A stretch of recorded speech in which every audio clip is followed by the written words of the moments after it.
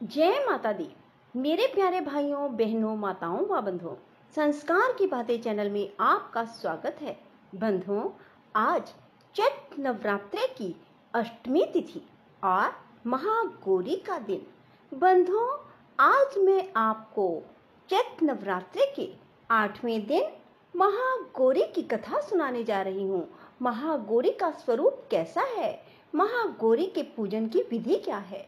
बंधुओं, जो मनुष्य भी नवरात्रि के 8वें दिन महागौरी की कथा को सुनते हैं, महागौरी उन पर प्रसन्न होकर उनकी सभी मनोकामनाएं शीघ्र पूरी कर देती हैं।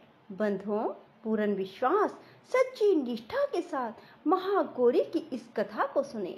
बंधुओं, यदि आपने YouTube चैनल संस्कार की बातें अब तक सब्सक्राइब नहीं किया तो जरूर करें और बेल आइकन दबाना ना भूलें, ताकि आपको हमारी आने वाली सभी वीडियोस की जानकारी सबसे पहले हो सके। बोलो महागौरी की जय हो।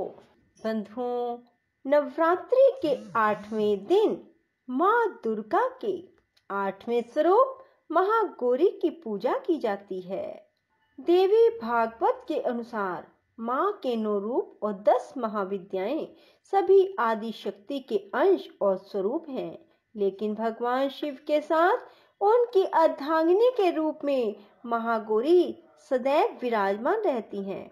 इनकी शक्ति अमोघ और सत्य फलदायिनी है। नवरात्र की अष्टमी तिथि बहुत अधिक महत्व रखती है, क्योंकि कई लोग इस दिन कन्या पूजन कर अपना व्रत खोलते हैं। बंधुओं, अब मैं आपको बताऊंगी माँ का ध्यान मंत्र क्या है। माँ का ध्यान करते समय इस मंत्र को जपें। श्वेते वृषे समारूढ़ा श्वेत अंबर धरा शुचि महागौरी शुभम दद्यान महादेव प्रमोददा या देवी सर्वभूतेषु माँ गौरी रूपेण संस्थिता नमस्तस्ये नमस्तस्ये नमस्तस्ये नमो नमः।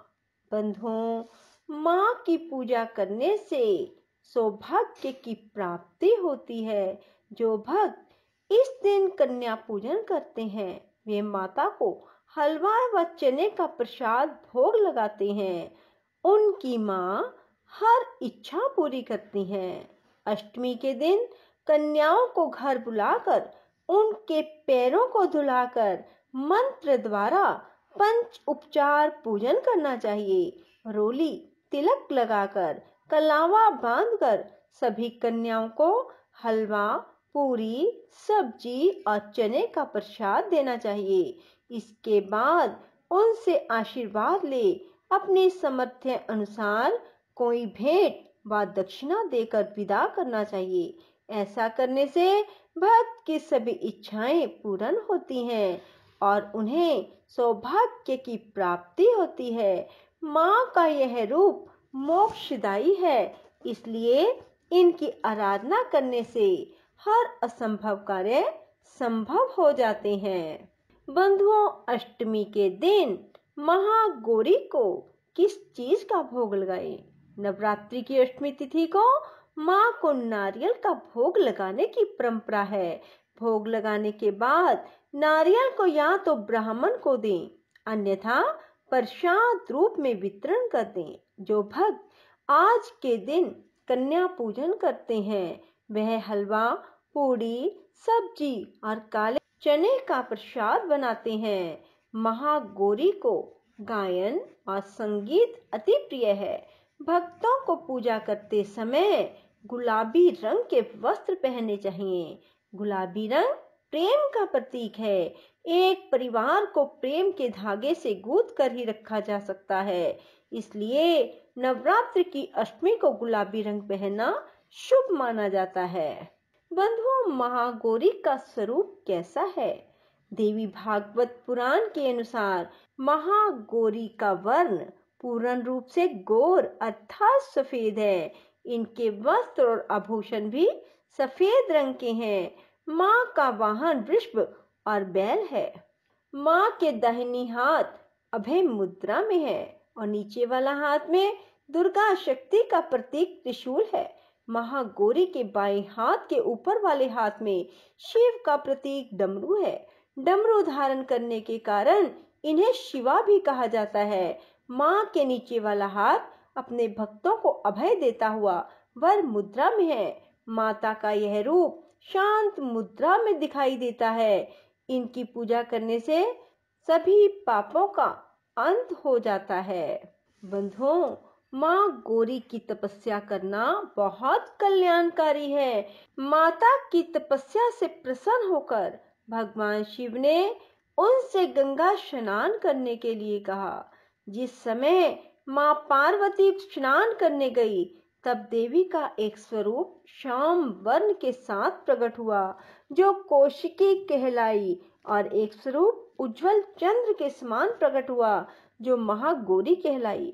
गौरी रूप में माँ अपने हर भगत का कल्याण करती हैं और उन्हें समस्याओं से मुक्त करती हैं। जो व्यक्ति किन्हीं कारणों से 9 दिन तक उपवास नहीं रख पाते, उनके लिए नवरात्र में प्रतिपदा और अष्टमी तिथि को व्रत रखने का विधान है।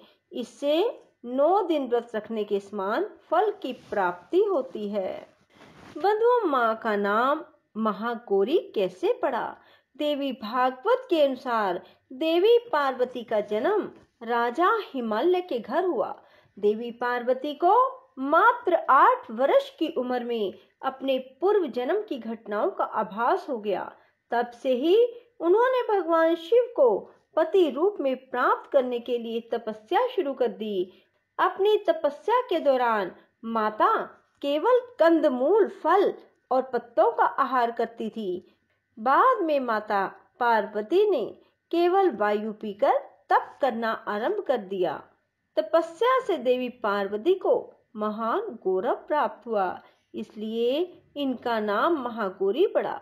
इस दिन दुर्गा सप्तशती के मध्यम चरित्र का पाठ करना विशेष फलदायी होता है।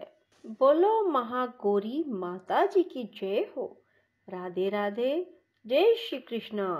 बंधुओं, यदि आपको हमारी वीडियो पसंद आए तो इसे लाइक करें और शेयर भी जरूर करें। धन्यवाद।